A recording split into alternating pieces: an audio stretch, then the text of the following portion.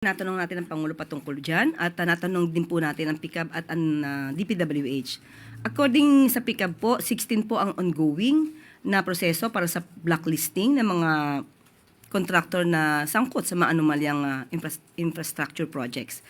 At 4 sa kanila po ay sigurado na pong na-revoke ang kanilang lisensya. At ayon naman din po sa DPWH ay hihigit sa 60 contractor ang maaaring ma-blacklist. Pero ang sabi po ng Pangulo, kahit po magkakaroon tayo ng blacklisting ng ibang mga kontraktor ay hindi po maaapektuhan ang tuloy-tuloy na pagsasagawa ng mga infrastruktura sa bansa natin dahil marami pa po ng mga kontraktor na masasabi natin na maaayos magtrabaho. Magbubukas po ng pintuan itong sinasabi ng Pangulo na ang matitino at maaayos ng mga kontraktor ay babayaran agad.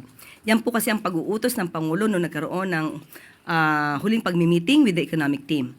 So, hindi po kailangan matakot ang mga contractor at ang mga nasa industriya na makipag-negosasyon at makipag-transact sa gobyerno dahil ang pangako po ng Pangulo, babayaran po ang lahat mga contractor na maayos magtrabaho.